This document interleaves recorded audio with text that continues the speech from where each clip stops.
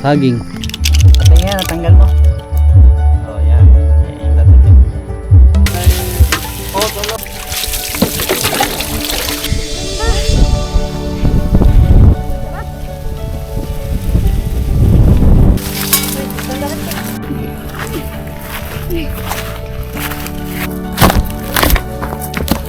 Asan ba yung... Kung bababa yan, ito yung pantay yan. Tatalina.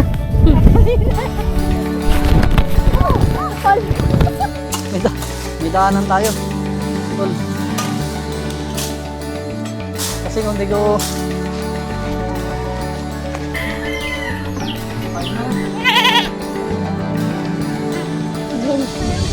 Kala ko parang floating cottage.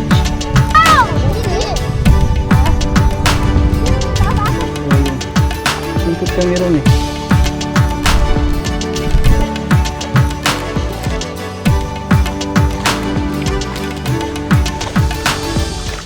Mga natatagong paraiso.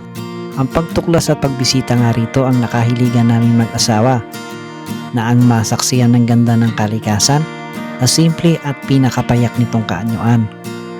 Walang makapaglalarawan at tutumba sa kasiyahang nadarama. Ang maibahagit maiparana sa pamilya at mga mahal sa buhay ang ganitong klaseng karanasan. Sa mga kaibigan mong hanap din ay kalmadong oras, ang makahinga ng panatag mula sa gulot ingay ng buhay syudad. Ang sandaling putulin at lumayo sa tunay na nakasanayan. Ako nga pala si Mike, kasama ang mahal kong asawang si Ems at ang aming Sophia. Kaya tara, at samahan ninyo kami sa bawat kwento ng aming pahinga. You're the silver lining when I can't seem to find it. When the whole world is against me, you're not. Baby, you're the bright side when there's no God in the sunshine. You're always around to pick me up. You're the silver lining. You're the silver lining. You're the silver lining.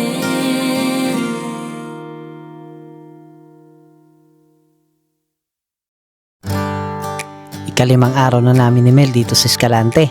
Pero habang lumilipas ang araw, bumibilis naman yung oras. Kaya isinusulit talaga namin yung bawat araw na inilalagi namin dito. Ngayong umaga ang sabi ko mangunguha kami ng ubod ng saging para gulayin. At si mama nga sasama sa amin sa tubuhan. Tag-ubod. Yung ubod na tinutukoy ko ay yung stem ng saging. Yung gitna niya ba? Sabi ni mama meron daw dito sa gitna ng tubuhan na bata pa. Yung pwede naming gulayin. Ditong part na to medyo matataas na yung tubo. Kaya medyo madilim talaga sa loob. Dahil si mama ang may dala ng itak, siya ang nanguna sa pagsuyod doon sa gitna ng tubuhan. Mga 20 minuto rin namin sinuhid itong masukal na tubuhan. At meron ngang isang tumpok na mga batang saging dito sa gitna. Kaya dito na lang kami kumuha ng pang-ubod. Yung ubod na yung gugulayin namin, ihahalo doon sa native na manok, tapos sasabawan. Isa rin yun sa lutong Bisaya. Kaya kung hindi mo pa natitikman to, pues isa to sa mga dapat mong subukan na tikman. Dito na rin namin nilinis yung ubod para hindi na rin kami magkalat sa labas. At iwan na lang namin dito yung mga pinagbalatan. Kung makikita nyo nga, yung pinakagitna lang talaga yung tinira namin kasi yan yung malambot at pwede talagang gulayin. Dahil yung mga sa labas na banda, makukunat na yan at siguradong mahihirapang kanguyain. Nanguha na rin kami rito ng dahon ng saging. Gagamitin namin yan mamaya pang boodle fight. Araw-araw nga rito nagbo-boodle fight kami para iwas na rin sa hugasan syempre. Pati nandito ba? Habang pabalik kami ng bahay, napuno ng kwentuhan ang paglalakad namin. Mas marami pang araw puno ng saging doon sa gitna ng tubuhan nila Saging. kaysa doon sa gilid-gilid. Tsaka Nang makabalik kami ng bahay, agad kong nilinisan yung ubod ng saging. Ang kailangan lang naman dito ay hiwain mo ng maliliit kasi meron pang dagtato, yung parang sapot-sapot. Yun din yung dapat mong makuha kapag magluluto ka ng ganito. Medyo matrabaho nga lang paghihiwa nito ng maliit-liit para kasing giniling ang gagawin mo rito eh. Pagkatapos kayatin, nakisuyo ako sa pamangkin ni Nel. Kumuha ako ng 2 maliit na stick ng kawayan para yun yung gamitin niya pantanggal ng mga sapot-sapot at yung mga dagta. Habang ginagawa ng pamangkin ni Mel yun, ay naghiwa na rin ako rito ng mga pangrekado tulad ng sibuyas tsaka bawang.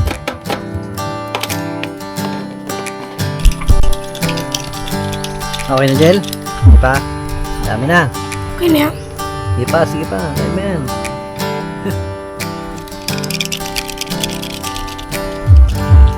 At si Utol lang dito naman sa likod, binabalatan na yung native na manok.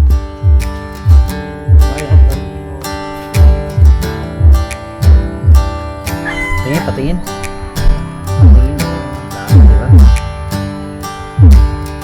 Dagta yan eh, dagta. Pagkagisa namin haluan ko rin pala to ng munggo. Yung munggo na ito tanim din nila. Kaya medyo maraming mga dahon-dahon o yung mga tuyong balat ng munggo. At saka mga bato-bato. Kailangan nating unti-untiin niya natanggalin isa-isa para talagang malinis. After makuha yung dagta kailangan naman pigaan to sa asin para matanggal pa yung ibang katas niya. Para ka lang naman nagpipiga rito ng nyog. Tapos kukunin mo yung katas niya pero dito itatapon mo na. Kasi dahil sa asin, ilalo pang naglalabas ng katas yung ubod ng saging. Ang sistem nun para hindi madagta. Inumpisahan ko ang pagluluto sa pagigisa.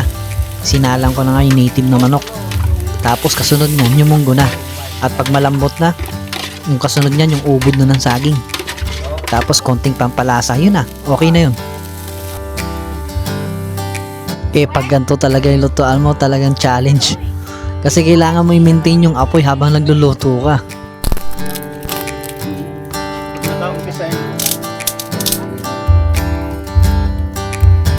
Yung niluto ko pala dito na ubod ng saging, nilagyan ko ng munggo na may halong red beans para kakaiba naman yung lasa.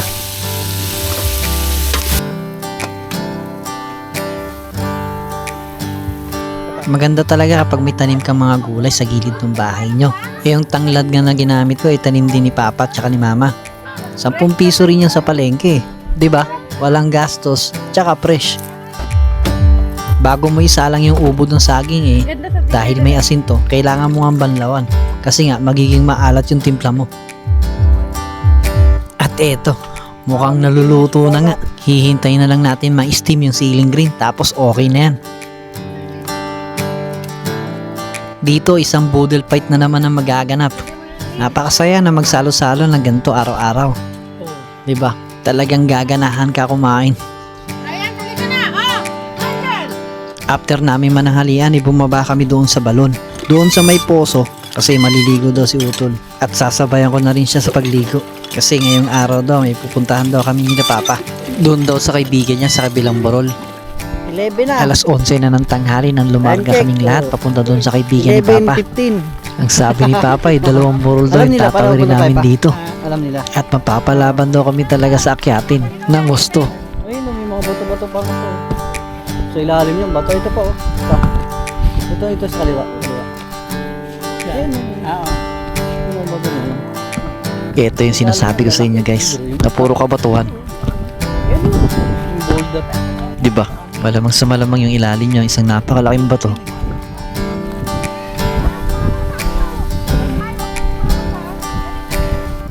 At dito nagsimula ang pag-akyat namin sa burol. Ito yung part na bigla na lang uminit. Nang napakainit talaga kasi tanghaling tapat na. Buti na lang may mga baong kaming tubig pati na rin yung mga bata. Dito habang naglalakad kami, nagkakantsawan pa nga kami. Nagpi-picture taking ba? Kung ano-ano na lang pinaggagawa nila rito. Ganyan ka lang. Yan, ganyan.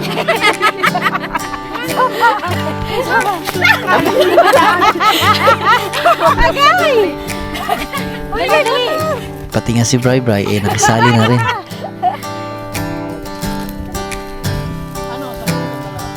Sa pag-akyat namin ilang beses din kami namamahinga dahil nga matarik yung burol talagang nakakangawit talaga sa hita.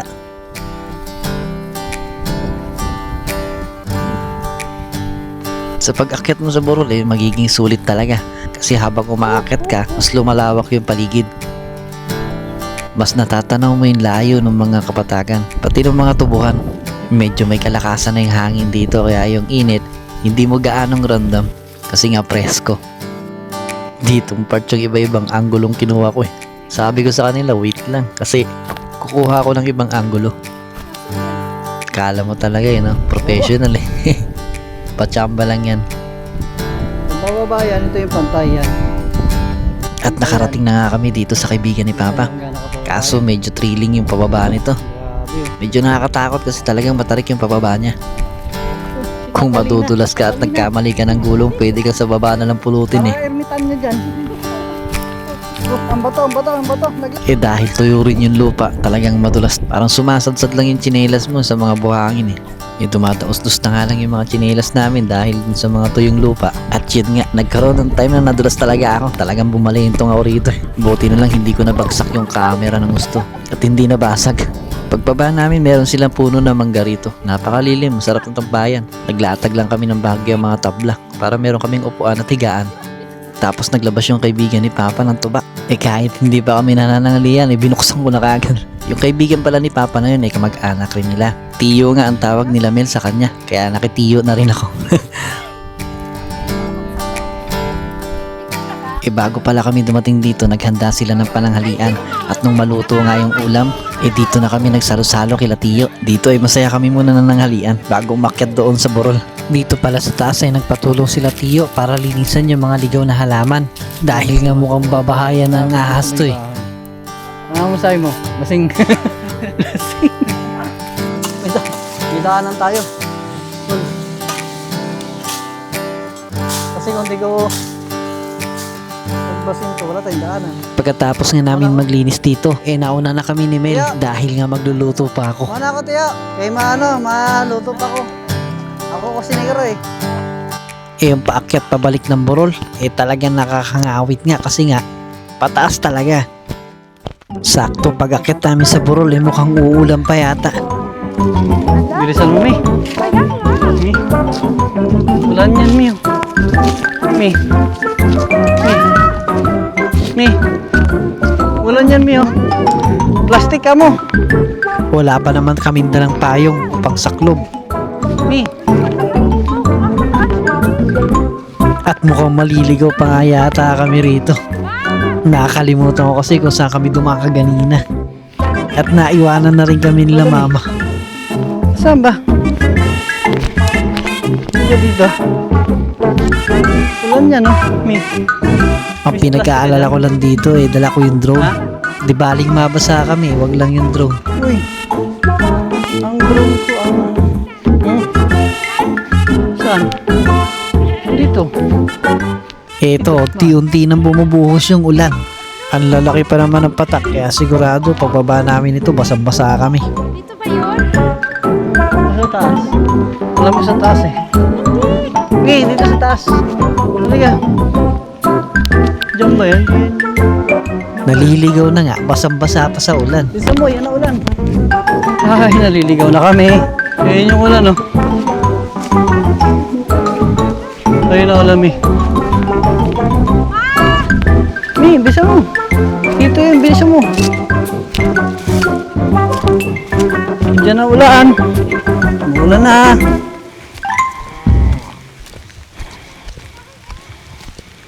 Malakas ang ulan. Yaw. At pagbaba nga namin ng burol ay talagang bumuhos na yung napakalakas na ulan.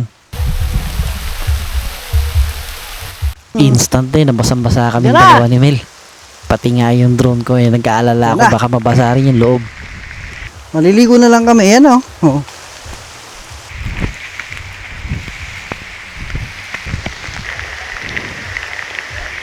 Galing dito sa baba, mga 5 minuto pa kami naglakad ni Mel sa kalsada, papunta doon sa bahay nila. Pagdating sa bahay nila, eh, nagpahinga lang kami ng konti at naghapunan na rin. Hindi na nga kami dito nakapaghanda ng boodle fight dahil pagod din ang lahat sa paglalakad. Ika-6 na araw na namin ni Mel dito sa bahay nila sa Pinapugasan. Ngayong araw ay babalik kami ng baybay. Dahil nga sa mga susunod na araw ay babalik na rin kami ng Manila. Nitong umaga, dalawa kami ni Utol, bumalik kami ng barangay Pinapugasan para bumili ulit ng tubig na inumin. Sa proper. Ano? Medyo nakakabisado ko na nga yung lugar nila dito. Kaya kahit lang ako lang siguro magmotor, kabisado ko na rin naman.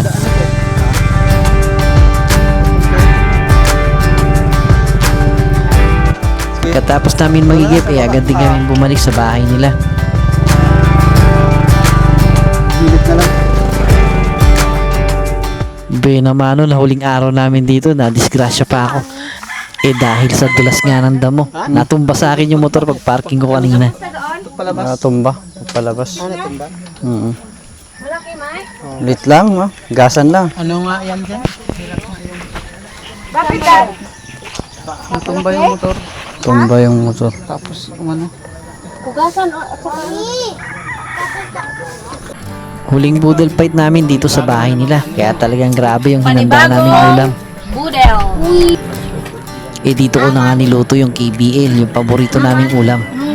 After ng salo-salong to, gagayak na kami para makabalik na ng baybay. Kahit ka pala ng tuyo. Tuyo, suka. Alas 10 ng umaga na umalis kami sa bahay nila. Medyo mainit na rin. Bago daw kami dumiretso ng Bukana, doon sa sinakyan namin ng tricycle, dadaan daw muna kami sa lola nila doon sa may bundok. Yung pinaliguan ko doon sa may sapak, kakain daw muna kami ng buko ron bago bumaba. Mahabang trekking na naman ang binaybay namin dito. Nakakapagod din pala maglakad, no? At naiwanan pa nga kami nila Mel dito. Magmula sa bahay nila, mga 30 minuto rin namin nilakad to papunta doon kila lola. Sa dami nga ng aktibidad na ginawa namin dito, parang ngayon ko lang naramdaman yung pagod. Dahil bukod sa laptop, dala rin namin yung ibang gamit. Sinamahan pa ng tirik na araw. Pero okay lang naman kasi maganda yung paligid. Pero kahit mahangin, tagaktak talaga yung pawis ko.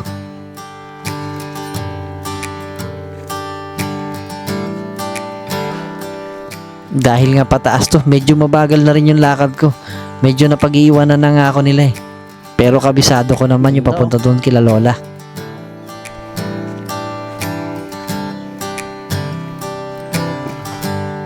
Makailang beses din kami nagpahinga rito. Hindi ko na puputulin itong lakad namin. Pass forward ko na lang para makita nyo rin.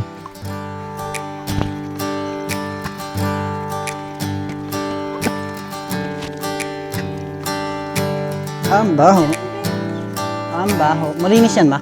Dumaan lang kami dito saglit sa tabay kasi babanlawan yung tsinelas ni Bray Bray dahil nga sobrang dulas na. Ayoko.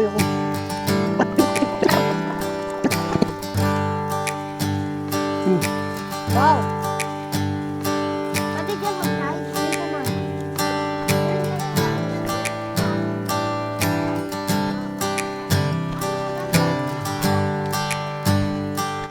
Pangatlong beses na nga namin tong ipinahinga. Simula nang naglakad kami kanina.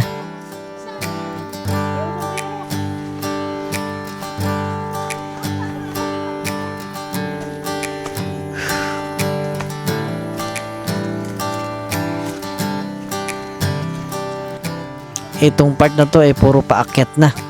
Kaya kailangan namin huminto para kumuha ng hangin.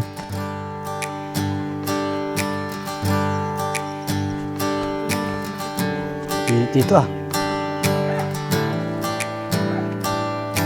At dito, tumating na nga kami sa bahay ng lola nila. Bahagya lang kami nagpahinga rito dahil meron na raw kumuha ng buko. At dito ko nga napili sa ilalim ng puno magpahinga. Kaso merong isang kambing dito na napakakulit. Gusto yata makipaglaro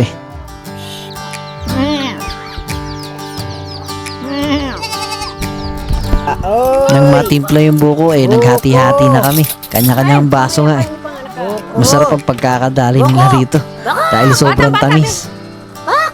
Tuwang-tuwa yung mga bata kumakain. Siyempre pati na rin ako. Nakaka-refresh kasi dahil malamig. Itong kambing nga gusto yata makisalo pa.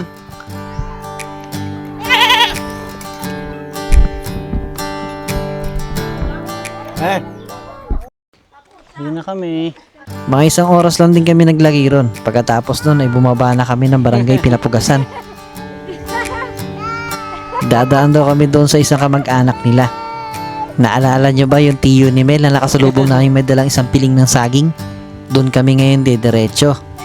Bali yun pala ay kapatid ng mama ni Mel. Nabanggit nga nila na pwede daw mag-videoke ron kasi may sarili sila ron. Mababay yung mama mo.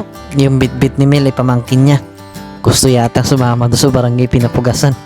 Umiiyak kasi kapag binibitawan. Kaya isinama na lang namin doon. Ganda man, oh. Mahaba pa ito, ma. Ito. Kaya magpalipad kaya ako drone. Mga 20 minuto rin kami naglakad dito. 1:30 ng hapon yan, kaya grabing tirik ng araw. Nang makababa nga kami, Pogi, oh. nandito rin pala nakatirik yung Pogi. eskwelahan nila pang elementarya. Kung makikita Pogi, nyo sa ma. drone, yung napakalaking bubong na yan, eskwelahan yan. Parang si ano? Parang si Sophie. Pogi! Pogi! At dumating na nga kami dito kila Tiyo. Masayang nagkwentuhan ng mag-anak dito sa loob habang nagsasalo-salo sa merienda. Sige lang, katulad kay Bugno rin. Okay ra? After namin magmerienda, yung pinsan nila ay naglabas kaagad ng alak. Tapos sabay bukas ng videoke. Wala na, finish na. Parang isang kahon yata yung nilatag sa amin dito. Kaya panigurado, lasing kami nitong bababa. Pagkatapos namin magkasiyahan doon ay bumalik na rin kami doon sa may bukana para sumakay uli doon sa tricycle na kamag-anak nila. Nung nasa biyahe nga kami ng tricycle, ilang beses na ako natutulog. Pati rin si Utol dahil siguro sa pagod at syempre nakainom na rin. Isang hindi malilimutang araw na naman ang nasama sa ating kwento. At babaunin namin ni Mel pabalik ng Manila.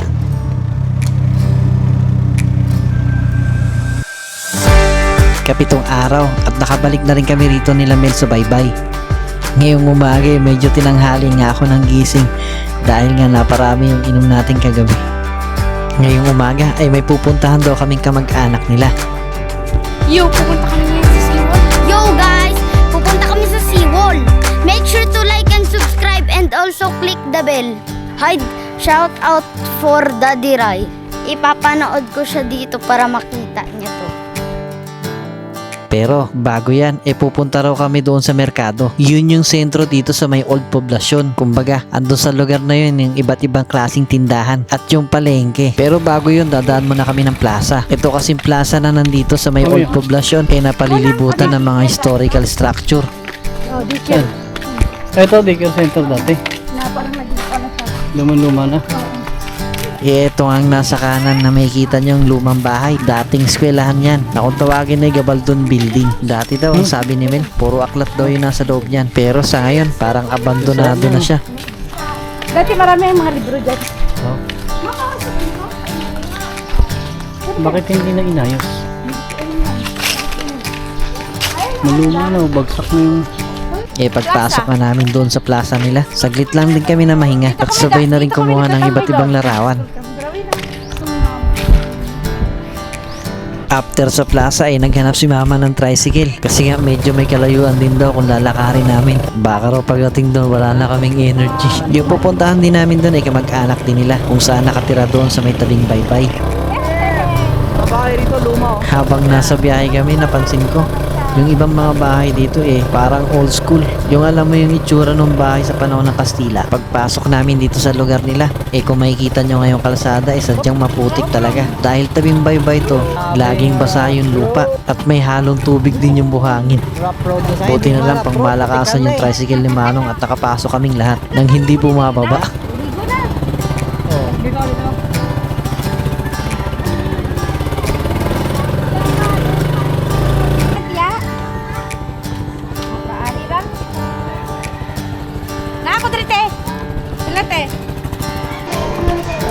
Kung makikita nyo, maraming tulay na naka-install dito. Ganyan kasi dito sa lugar nila. Kung high tide, mahihirapan kang tumawid kung wala yung mga tulay na yan.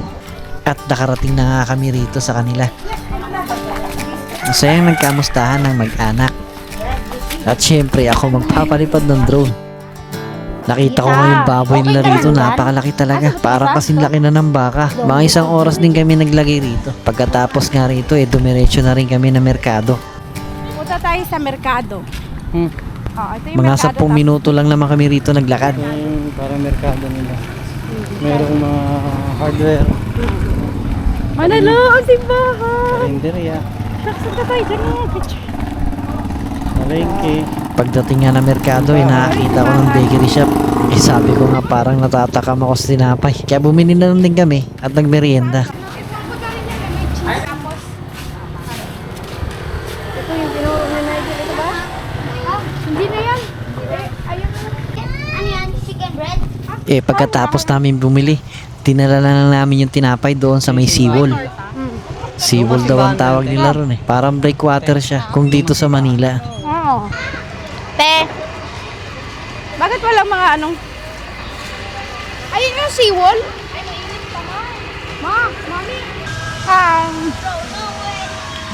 Bago dumating ng seawall nandito rin yung napakalaking palengke nila. Iba't ibang klaseng tinda ng isda meron dito. Pero hindi ko na lang din pinakita. Dahil wala bang paninda. Magutom. Bago nga dumating ng seawall iba't ibang klaseng tuhog-tuhog yung nandito. Ito yung mga street food sa gilid-gilid, pares yan. Na habang nakatambay ka rito sa seawall nila, may nginunguya kang mga tuhog-tuhog at iniinom na palamig. Pag nandito nga ako halos parang bago lahat sa mata na nakikita ko. Ito daw malata. Dili malata. Anong dili malata? Malata. Walang matututo. Ito biodegradable.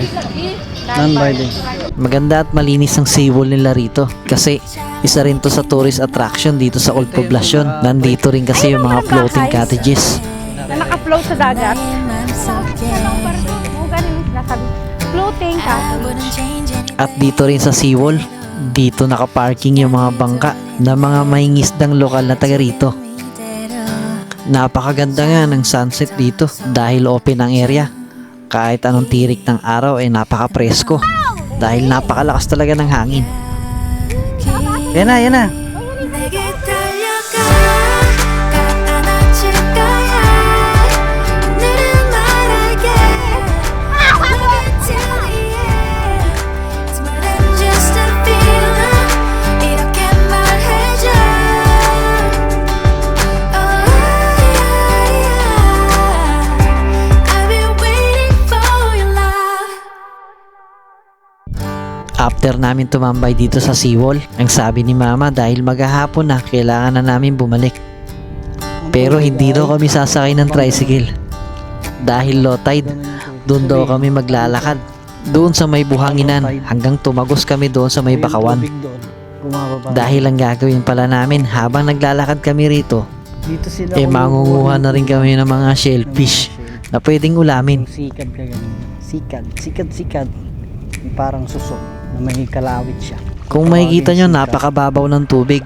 So yun. At yung mga bangkang nakadaong dito, stranded na. Pero bago kami umuwi, Siguro pag naabutan ka ng high tide dito, malamang sa malamang, malulunod ka.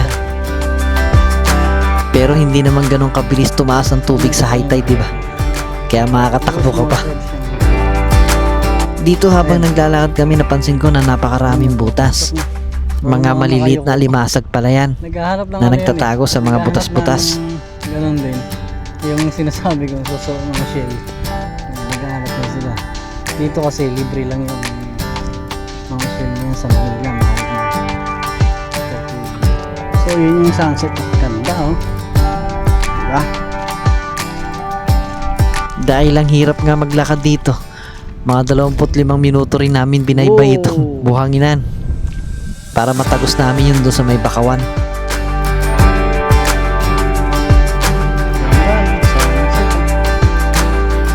Yan puro bakawan yung maliit. Maliit ng bakawan. Check. Magsi 6 p.m. Itong bakawan na to malapit na to doon sa may daungan ng bangka ni Papa. Yung lagi nyong nakikita sa unang vlog namin. Yun. At hindi na nga kami nakatiis dito kaya nagpaana lang kami. Pero ingat lang din dahil matutulis yung mga batang bakawan. Kapag na-tsempo kasi, pwede kang matusok sa paa. Maalis mo lang yan kapag nag-high. Kita mo yung tubig oh. Paagos pag ano. Pabalik ng dagat. Ibig sabihin ito, bababa pa yan.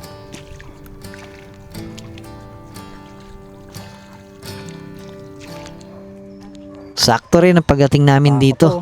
Medyo padilim na nga At Parang buti na lang, gubat na ano eh. medyo Gubat may ng- liwanag Ha? pa na makaakyat kami. Gubat na ng ano, ng bakawan. Pero may ilaw, ayan.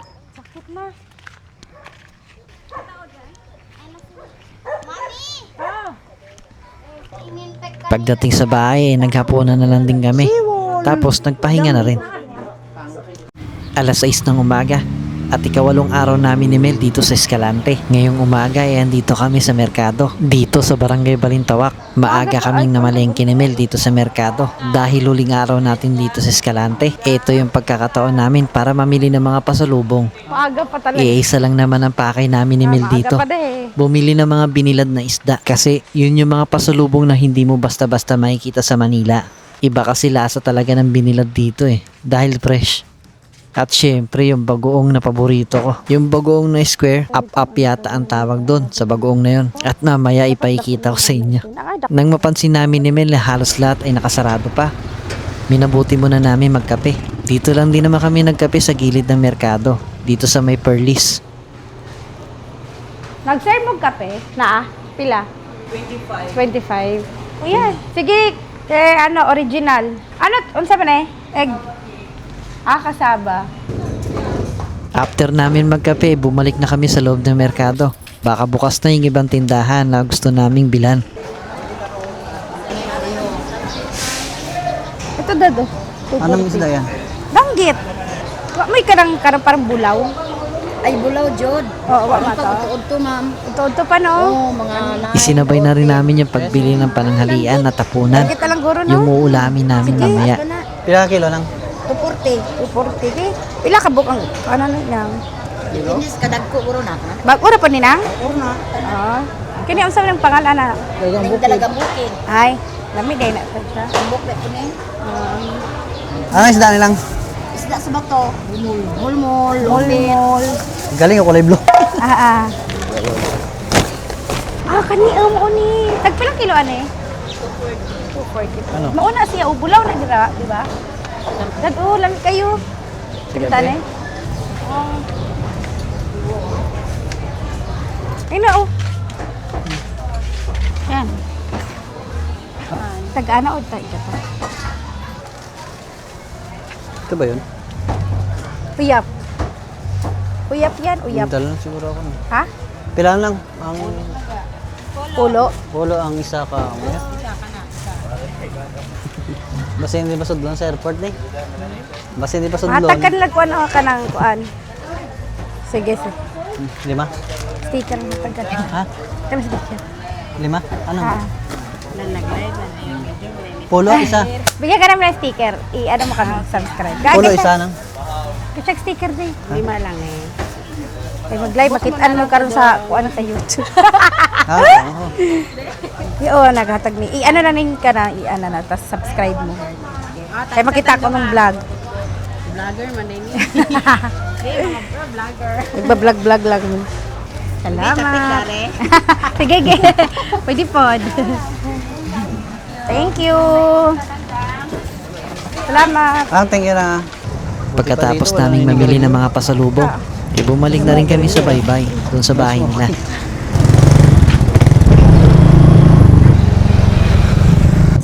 Bago nga lumiko sa kanila, sabi ni Mel dumamo na daw kami sa plaza at mag-picture taking.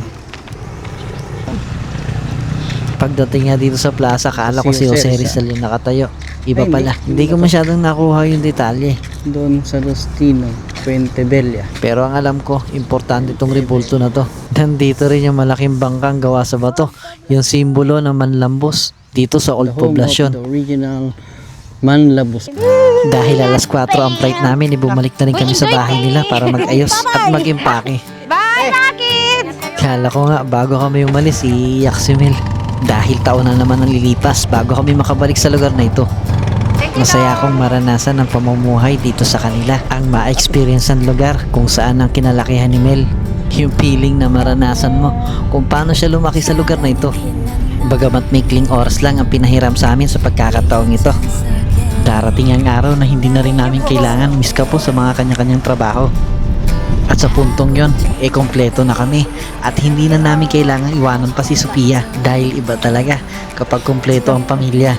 Maraming salamat mga kiska po kumabot ka sa part na ito. Sana'y nasubaybayan nyo ang mga kwento sa biyahe naming ito. Naway pagpalain ang sumusubaybay sa aming mga kwento. Hanggang sa muli!